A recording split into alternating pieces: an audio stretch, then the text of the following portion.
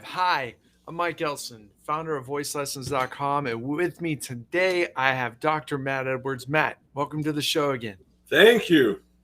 Awesome. Okay, so we have a really special episode for you guys today. We get all kinds of singers that come to voicelessons.com of all different levels, of all different backgrounds.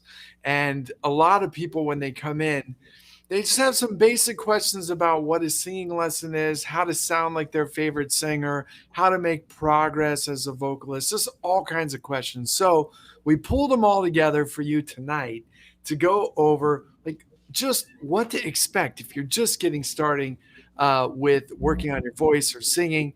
Then this is the episode for you. So I'm gonna just pop on over to our first question. First question comes in from Ari. Ari writes in, I am so nervous to sing alone with someone. Well, all right, so you're not alone, but Matt, what do you have for Ari on this? Yeah, I would say that makes you completely normal. And say, pardon me, I'm getting over bronchitis over here. But Ari, that just makes you normal. There's lots of people who feel uncomfortable singing solo in front of somebody when they first start lessons. And what you just have to remember is, as voice teachers, we're used to this, right? This is something that we do with singers every day, 20, 30 hours a week. So it's not weird for us. So, and we also know that it is awkward a lot of times, or weird, or makes you feel nervous. So I think just the knowledge that pretty much everybody, including ourselves, felt that way at some point in time. But then it got better the more that you take these lessons and continue to work with somebody. So I would say for now, just try to work through it and, take a breath, breathe, maybe do some slow, deep breaths before you walk into the first lesson, and just roll with it. It'll get easier after the first time.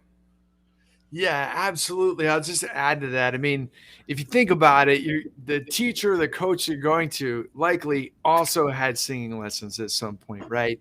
So they've gone through this same exact feeling or emotion of, well, I don't know if I feel comfortable just singing in front of somebody, especially if you've, maybe your family, a friend, or maybe it's a bully, somebody made a comment, and so you want to be really careful, and you're going to protect who you're going to actually open up and sing in front of. So just know you're not alone in this, Ari. Coaches have gone through this. They've spent hours.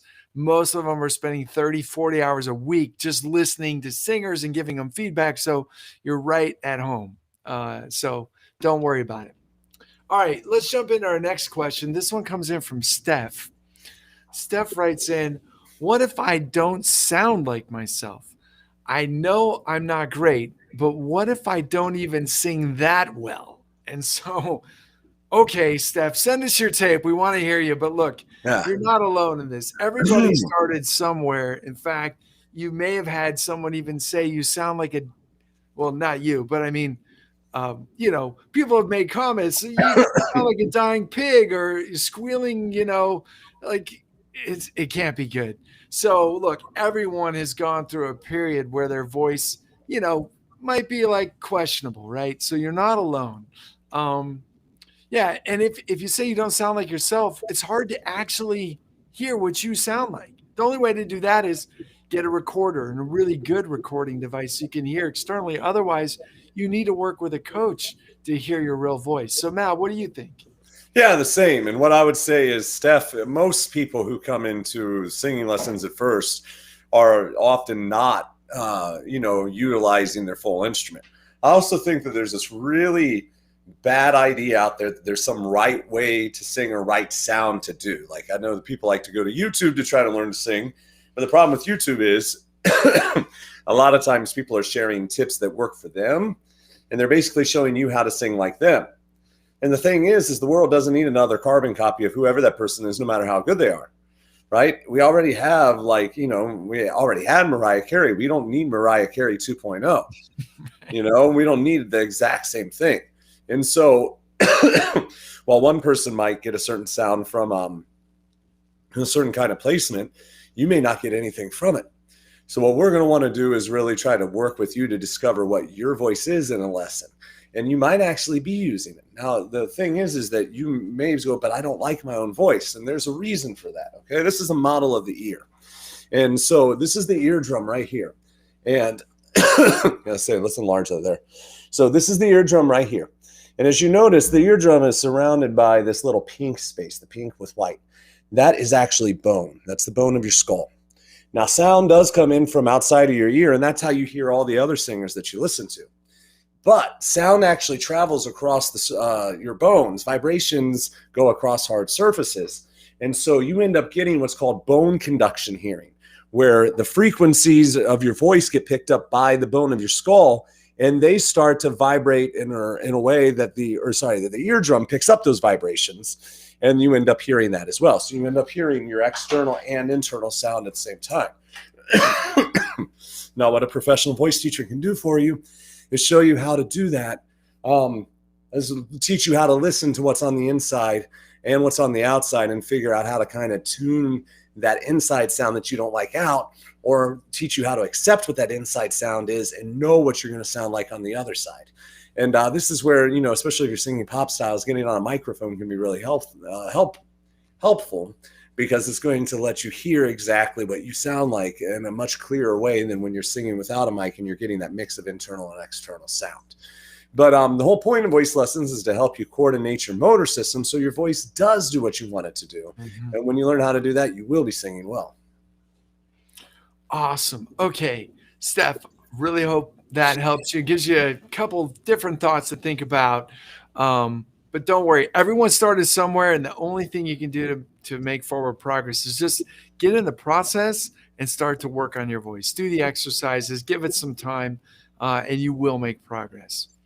Okay, so this next one comes in from Scott. When I first saw this one, I was like, maybe everyone doesn't know this. So let's actually cover this. How does a teacher know what to suggest to me? Will they only just hear me and then have something to say? So I guess, can we just break down, let's not go into a full pedagogy lesson of maybe a system a teacher goes through, but what are the different ways a teacher might approach helping a singer, giving them feedback? So, Scott, the first thing to understand is that the voice teacher knows how the voice works.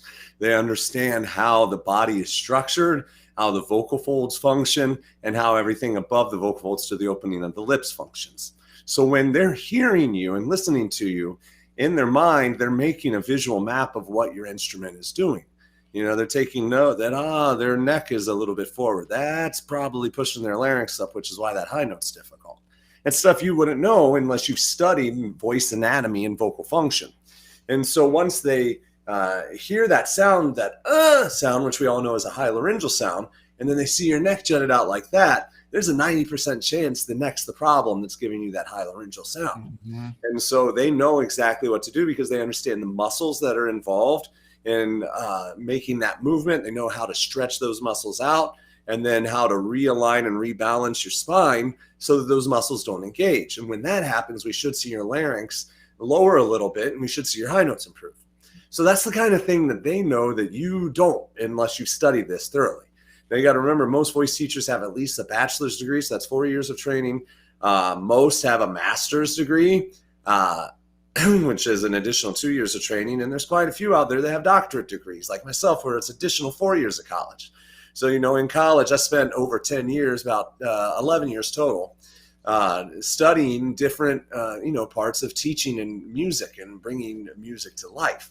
And so any voice teacher you work with is bringing that plus their teaching experience, my 20 years of doing this, and they know the common pitfalls that singers fall into, and they're able to identify solutions for those pitfalls.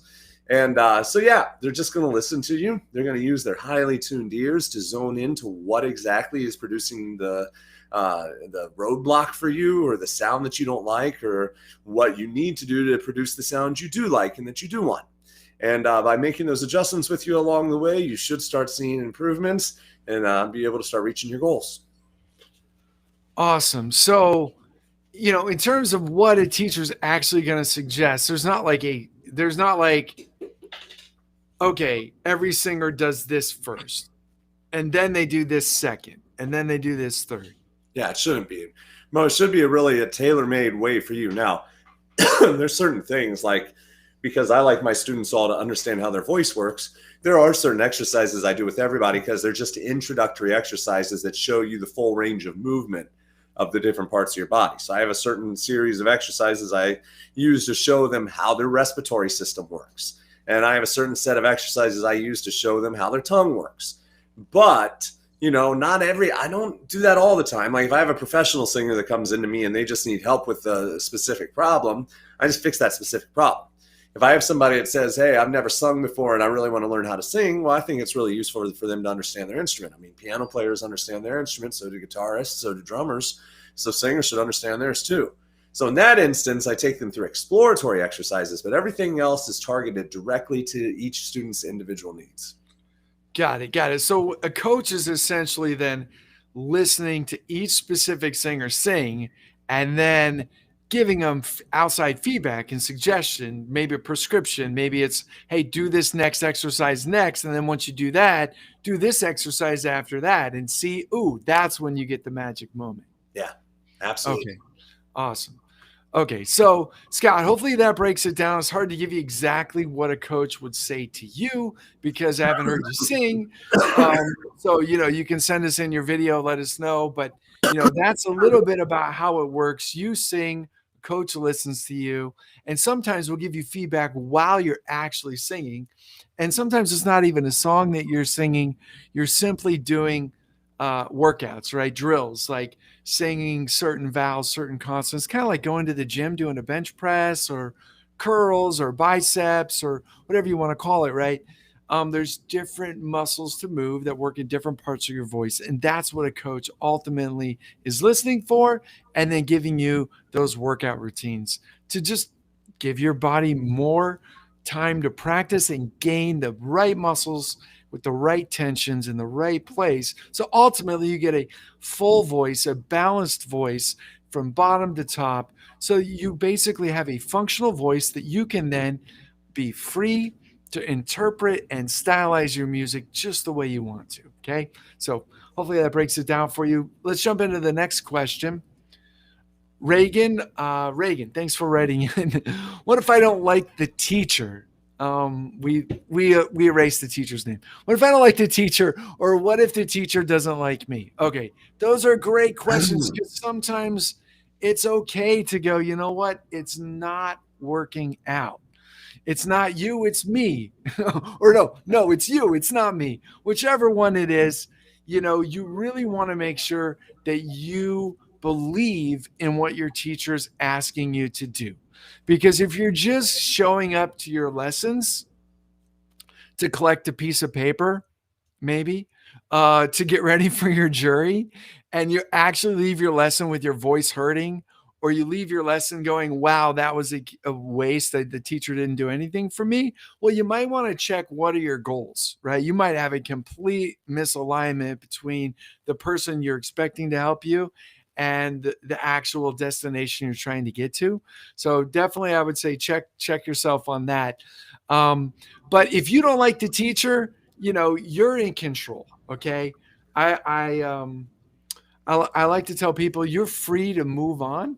And if you feel like you're not getting the type of training that you need, look, there's a lot of different paths. And then go check on YouTube, go check on the internet.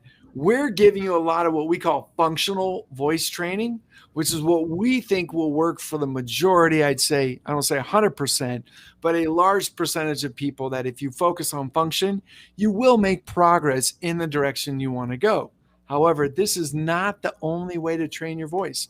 Some people like to just listen to other singers and try and copy their sound. Sing by imitation is definitely a path forward, and that can work for some percentage of people. But the majority of people need a guide to actually exercise their voice, to move it into certain patterns or certain positions and certain stretches, if you will, so that they can then feel a sensation. They go, oh, that's what it feels like to sing low. Yeah, that's low.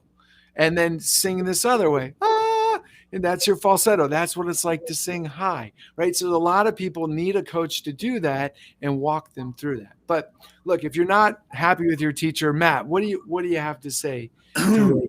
Well, I mean, first of all, there are unfortunately bad apples in every profession.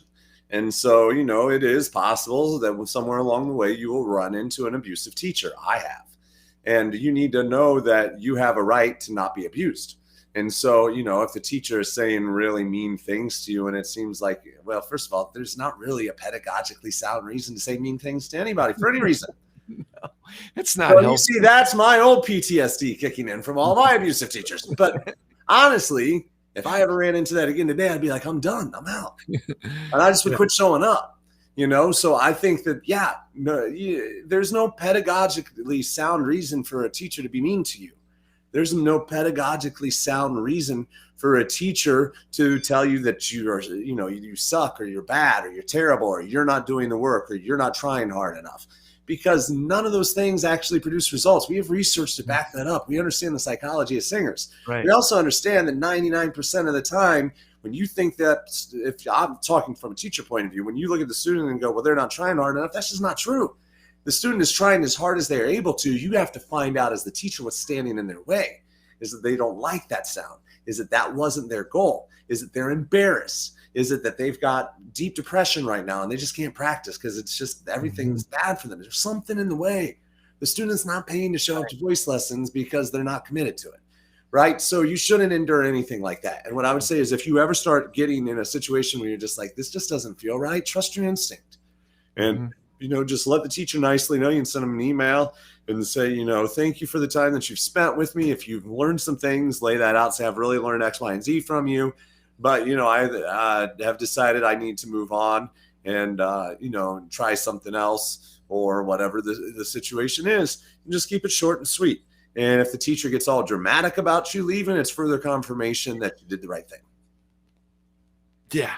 I mean, there you have it. Look, we're all in this, love of singing and studying singing and singing in this profession of singing because we love it. And if it's not fun or if it hurts or if you're just doubting it, look, sometimes you go through periods of doubt, right? Of, hey, I keep working on this. You said it would only take 6 weeks. It took, hey, it turns out it might take 6 months. Okay. You don't exactly know sometimes on what physiological change needs to happen. And sometimes it's a mental one. And a part of that doubt is just you working through that new breakthrough to find that new confidence that you need to unlock that voice that you want to have. So look, Reagan, it can be a lot of different things. So I don't want to prescribe or tell you exactly how to fix your current situation that you're in, but just know that I always ask myself, was it me? Is there something I can do better? And if you feel like you've exhausted all the things that you've done to learn in that particular environment and situation, then it's time to move on. Yeah. And one other thing too, when you say if the teacher doesn't like me, I would also say if the teacher doesn't like your style of singing or the genre that you like to sing. Right. I had somebody that I worked with one point that hated that I did musical theater. And because of the situation where it was, I didn't have much choice not to work with that person. Right. Because that was a different thing. It was a contract that I had. But, in any other situation where you do have any kind of control, you need to be able to say, yeah, but that's what I like. And that's what I'm working on. And this isn't the right fit. And then move on. Great. Okay. Reagan, let's jump into our next question now. Matt, I think we got time for 2 more. Let's see. This one comes in from Zanay. Sorry, I'm totally messing this up. Zanai. Okay. Yeah. I might cry. Sometimes I cry when I get nervous. Will that ruin everything? Absolutely not. All right. I had tears in my studio this week, and I had them 2 weeks ago too. It happens. 2 weeks ago is because a student sang, and she's like, I haven't sang that way in 4 years. And I was like, okay, what happened? And then we had a great talk. And then I had a student cry this week, and I just said, what's going on? She said, it's just, there's a lot. And I said, do you want to talk about it? And then she started crying a little bit more, and we talked about it.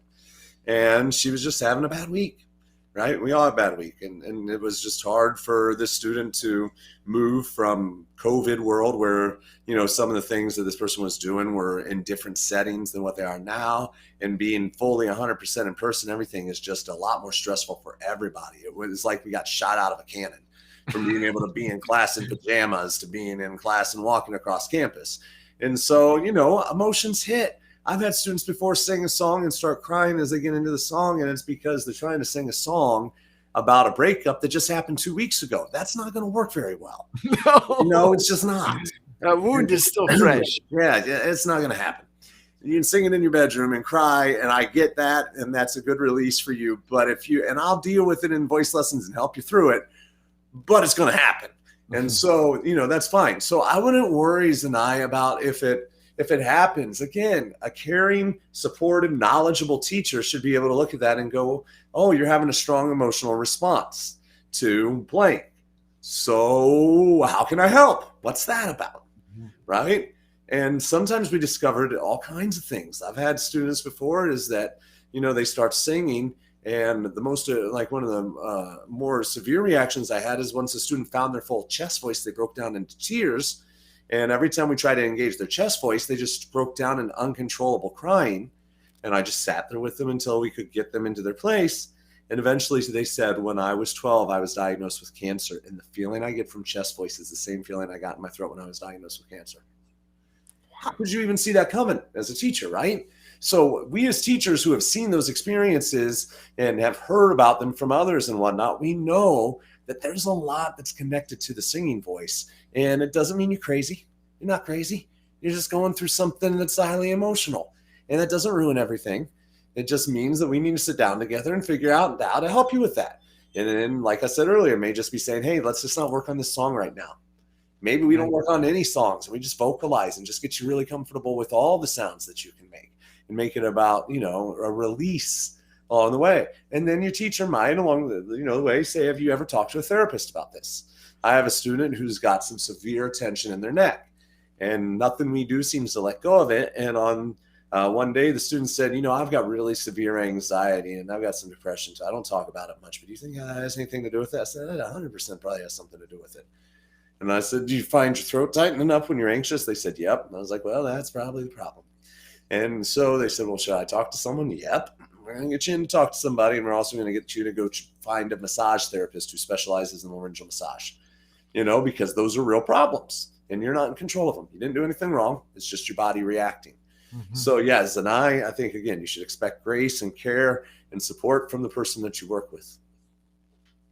Awesome. Really helpful tips. I mean, it can happen, like Matt said. I mean, you can just get into a song and be working with somebody, and the emotions are that real and present. They come up, out they come. It's hard to not sing that song without, having a little tear. So that's normal. That's called communicating the music.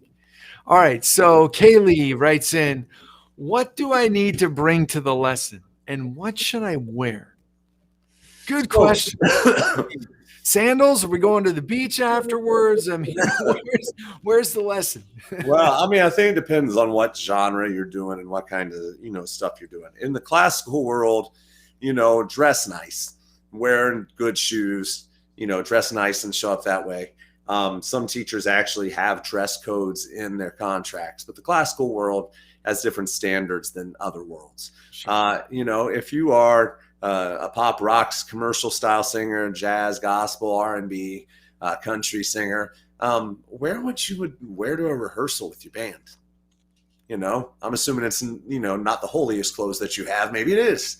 And if that's what you wear, then fine. I've had students show up here, with all kinds of different outfits on, and that's where they are that day. And that's totally fine. For a musical theater, voice teacher, most of the time, wear what you would wear to a rehearsal. Now, if you wear, a dance outfit to rehearsal, I have students to show up in their dance outfits for their lessons all the time. It's usually because they just came from a dance class, and I'm totally okay with that. I wouldn't just put on dance wear for a voice lesson. I would think about what you were wearing at a show where you weren't dancing, or a rehearsal where you weren't, and do that. As far as shoes, what I would do is wear something that makes you feel like it helps get your spine into its neutral alignment, not a heel. I knew you were going to say that. You know, if you're wearing if you're wearing heels, it actually impacts both your pelvic tilt and your the angle of your neck, and it does. There's actually scientific research showing it does affect the output of your voice. Now, if you're going to end up performing in heels someday, you're going to want to end up bringing those to lessons at some point, right? But for your first lesson, I would wear something comfortable. You can wear sandals if that's what you want. Just watch out for any kind of flip flop or anything where your heel is sinking down lower than the ball of your foot, because yet again, that puts your leg in an awkward position, and that's going to affect your pelvic, positioning, and then, pardon me, everything else that gets positioned above that. So I would think that's pretty, simple.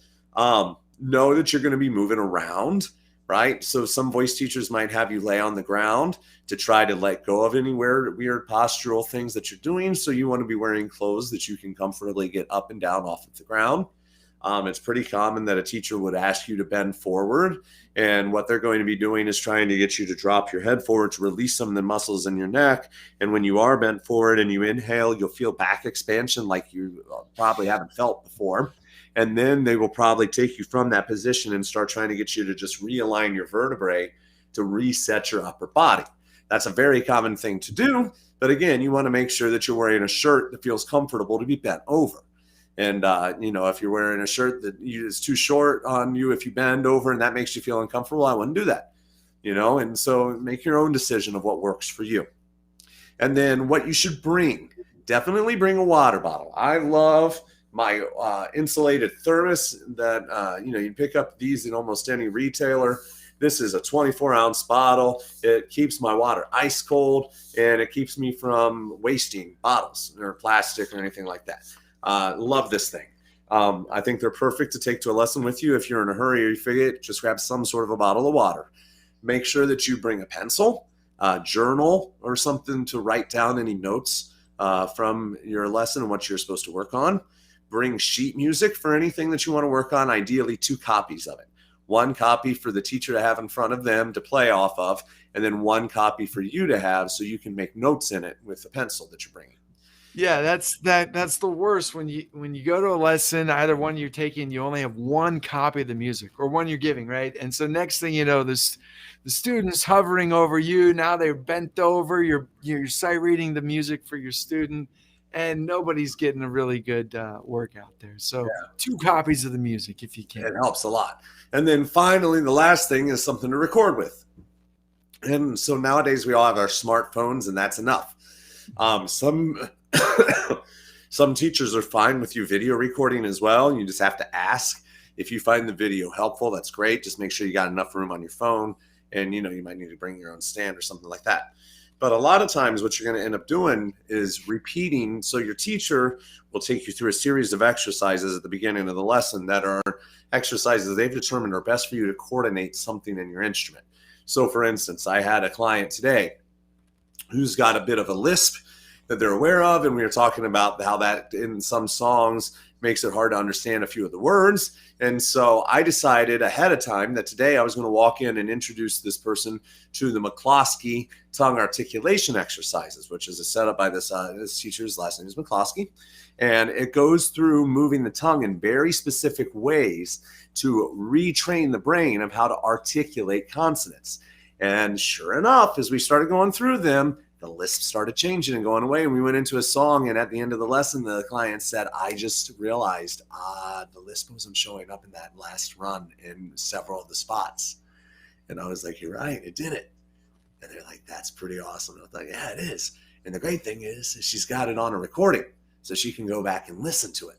Right. And then, because those exercises were meant for her, I can say to her, I want you just to repeat that exercise series. I want you to sing along with your lesson, voice lesson. And if you want to, when you go home, throw it in, GarageBand, Audacity, whatever audio processor, you can take out the parts where I was talking and just shrink it down to the exercises. But I want you to just repeat the same exercises every day until I see you next week. And if you do that, we're going to be in a much different place, and I can show you the next level. And the next level is to start changing and adding pitch movement. And so that's the kind of stuff that you want to be able to capture on a recording so you can do the work on your own, which will accelerate your progress and help you get to the goals that you're seeking to achieve. Awesome. So with voicelessons.com on this, I'll just share our system will record the lessons, so you do get those lessons recorded, so you don't need to worry about that. But you do want to make sure you have a computer, a webcam, a microphone, the basics, so you can do an online lesson. If you guys are still online, you definitely want those. And same thing goes for the clothing requirements there. Definitely, wear what makes you feel comfortable, but you want to keep it professional for sure. And then what you get at the end of the lessons, you actually can then practice on the mobile phone your lesson. So it's right there. We make it all simple for you too. So, Matt, what do you think? Do we have time for one more? Or do Yeah, we we? can do one more. Okay. All right. Last one here. This one comes in from Ronaldo. And I'm going to let you handle this one. How do I know whether the teacher is trustworthy? I wish I Is had that a that. loaded question? It's not. It's a question everybody wants to know. And unfortunately, Ronaldo, I got to tell you, there's not a good answer to this one. I can tell you that some companies that hire voice teachers that you work with do background checks on the teachers, or they have other ways of ensuring that the teacher is, trustworthy in some way. The next best thing is teachers can complete different training programs and earn certificates. So, for instance, there's the National Center for Voice and Speech, and they offer a certificate at their Summer Vocology Institute where everybody has to take tests all along the way, and they get up and sing in master classes and work with people. And those teachers, by the time they complete that program, they don't get through it if they don't earn it. And it's like an 8-9 week program. They really know what they're talking about. And they've learned a lot about how the mind works, about interactions between students, how to teach all kinds of things. It's a great program. There's different specific methods that, like I don't do this currently, but, like the Matt Edwards method, and I've got Matt Edwards certified voice teachers. You're going to find several different versions of those. And for the most part, those programs, from what I've seen, give a good training that should mean you're going to be working with a teacher who's going to be doing useful exercises with you that should lead to some sort of growth and change. I think some of those methods are more effective than others. I also am somebody who fully realizes that every single human being needs something different. So there's some people that might find that the certain method is the best thing they ever found. There's other people who may find that it's the worst waste of time that they've ever spent because it's so confusing and they don't get it and they don't know why anybody would think about the voice that much. So, you just got to understand that spectrum exists.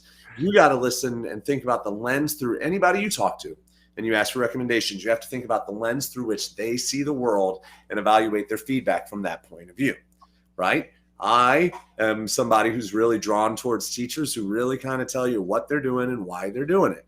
That's because I love fixing my own stuff when it breaks. I don't like calling repair people. I like taking care of it myself.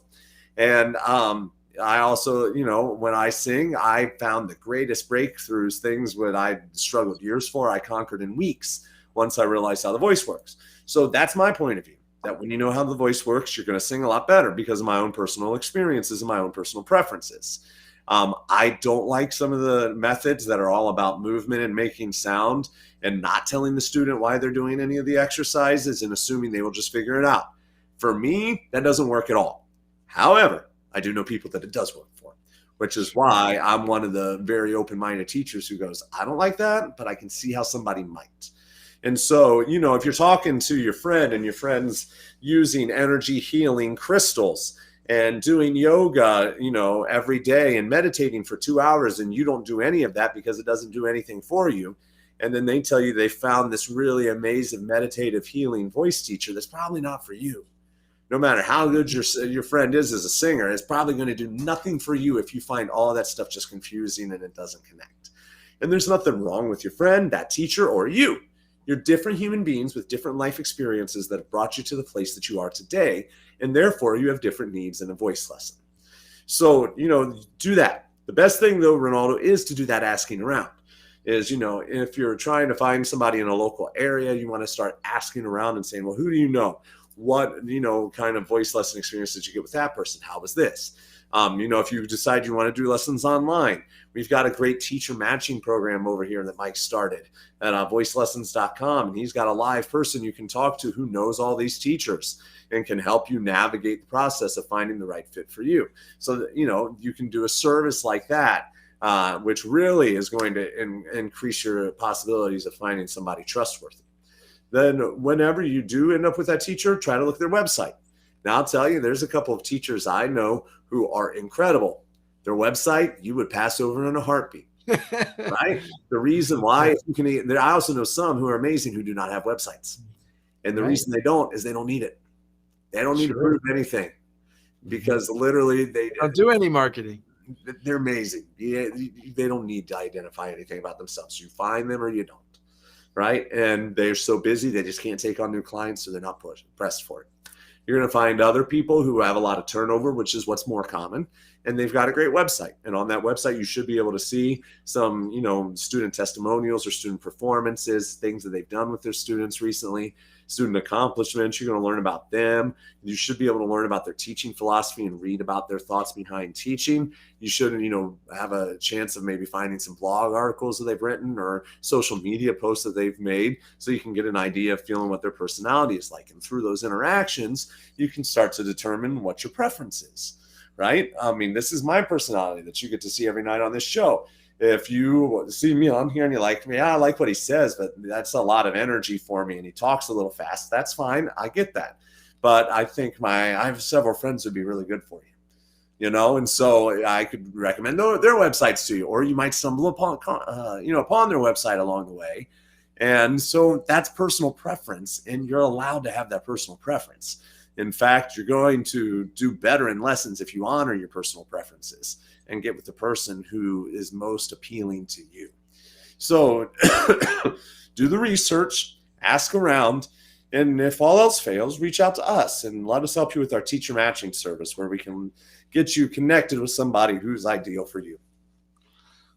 Awesome. Well, Ronaldo, I hope that helps you, gives you a couple thoughts on how to know if the teacher's trustworthy. And Matt, thanks for answering all the questions today.